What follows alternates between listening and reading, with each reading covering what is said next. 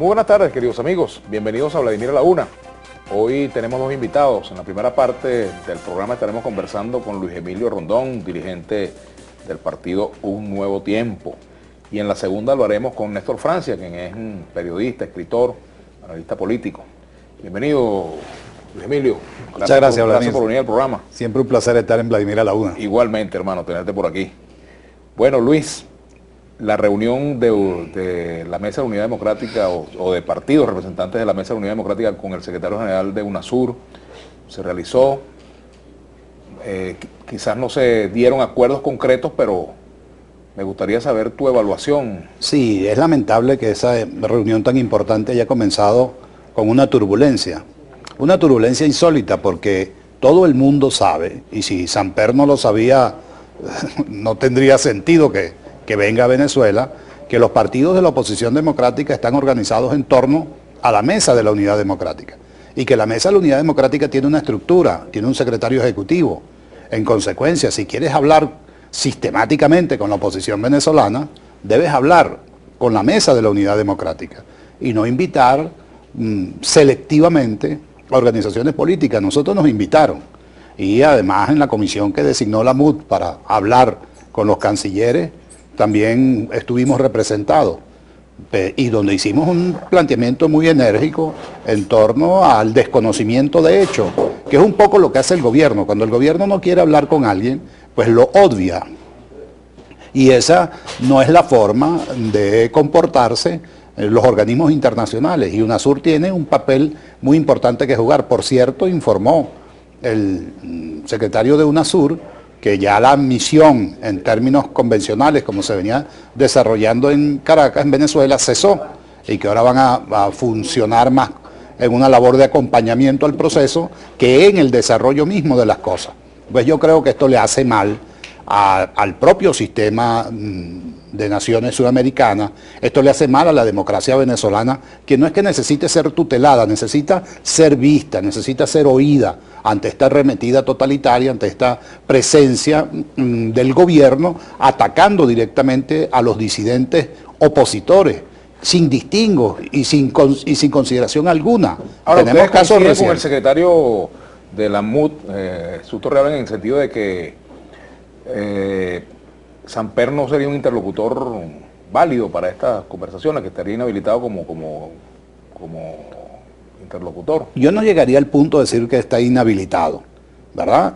Lo que sí no puede hacer Samper es inhabilitar a Chuo Torrealba unilateralmente.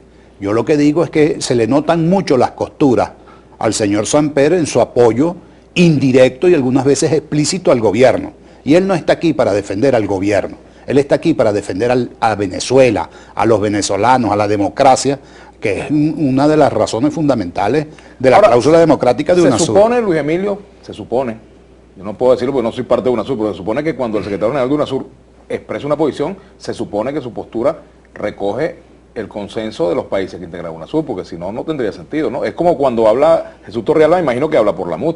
Igualito debería ser con él, ¿no? Bueno, el gobierno, tú sabes que les gusta cuando las opiniones son a su favor. Criticaba a Insulza cuando en nombre de la OEA emitió un criterio sobre Venezuela, y lo avalaba cuando su criterio era favorable al gobierno. En este caso, el gobierno de Venezuela ha ejercido una fuerte presión diplomática en función de lograr apoyos de gobiernos que ya ven con preocupación la situación en Venezuela. La crisis no es inocultable, la crisis económica, la crisis política, la crisis estructural de nuestra sociedad, lo que nos ha obligado a tocar las puertas en el exterior para que la gente observe lo que está pasando en este país. Esto no pasaba hace 10, 15 años.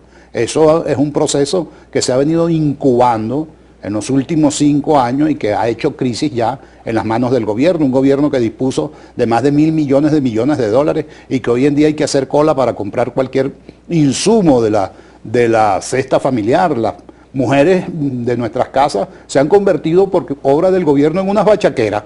Tienen que ir de un lado a conseguir la leche, donde hay la leche, hacer las colas para el café, buscar los pañales para los muchachos, las medicinas, si tienes la tragedia de tener a alguien con una enfermedad crónica, no se consiguen, tienes que pagar sobreprecio, buscar por debajo.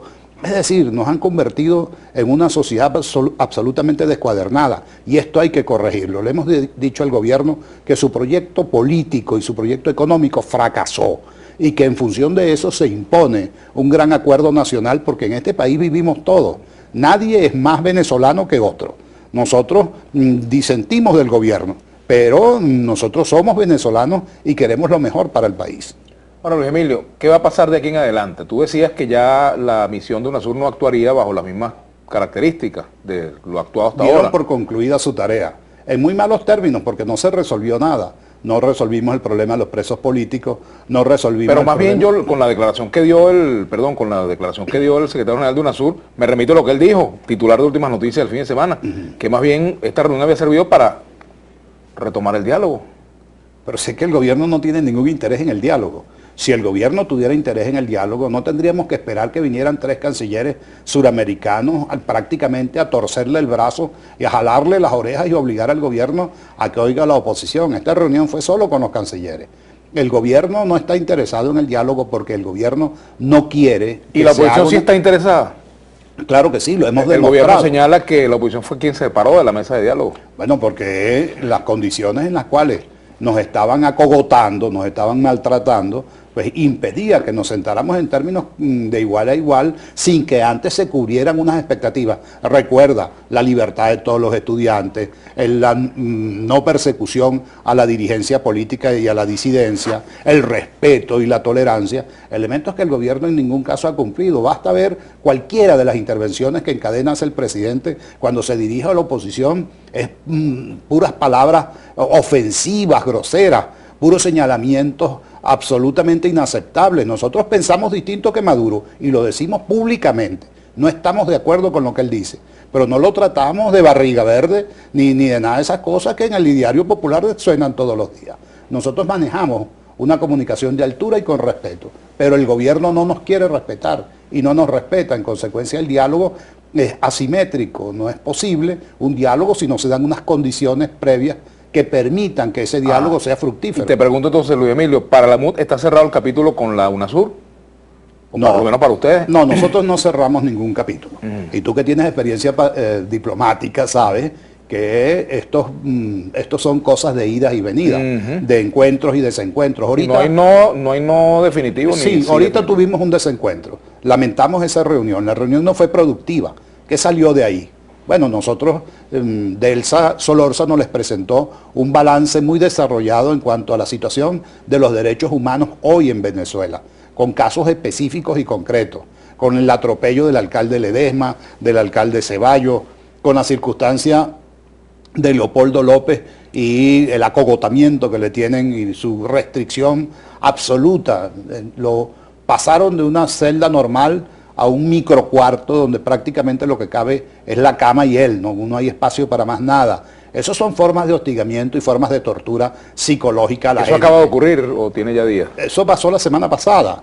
Me comunicó su padre, el señor Leopoldo López Gil, me dijo que había sucedido eso y que le comunicaron que ya nunca más iba a regresar a su celda anterior, que no es que tampoco es una habitación de lujo en el Alba Caracas, no, es un cuarto un poco modesto, pero un poco más cómodo. Bueno, lo metieron en un hueco ahí confinado, como que si se tratara de un delincuente de alta peligrosidad. Y vemos cómo todos los días matan y matan y matan a venezolanos, producto del AMPA, y no hay esa acción efectiva que tienen contra la dirigencia política, contra quienes nos están saqueando, atracando y matando todos los días. Entonces, el gobierno no genera las condiciones necesarias para que se produzca una relación absolutamente conveniente para el país, porque nosotros tenemos observaciones al esquema económico y no se oyen porque hoy día, Vladimir,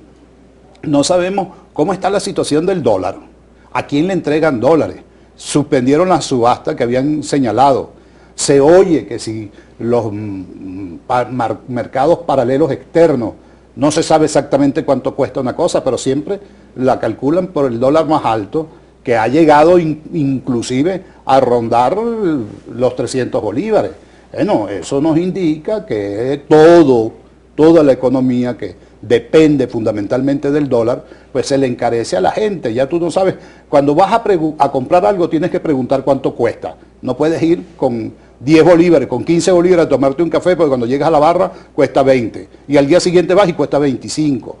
Eso pasa en toda la cadena de suministro de bienes y de servicios. Y nosotros tenemos la obligación de decirle al gobierno que lo está haciendo mal, que tiene que corregir esos elementos, que el general que está ahí al frente del Ministerio de Finanzas y los generales que están enfrente de todas estas cosas de la administración pública deben rendir cuentas, deben disminuir la opacidad con la que se está manejando el aparato económico nacional para que se restablezca la confianza y para que podamos recuperar la economía gravemente maltratada producto del esquema que el gobierno quiere implantar, que es el socialismo cubano, que no tiene cabida en Venezuela y que los venezolanos no vamos a aceptar que nos impongan un cordón económico que liquide a la iniciativa privada, que la garantiza, por cierto, la Constitución de la República Bolivariana de Venezuela. Tenemos que hacer una pausa, pero rapidito antes de irnos.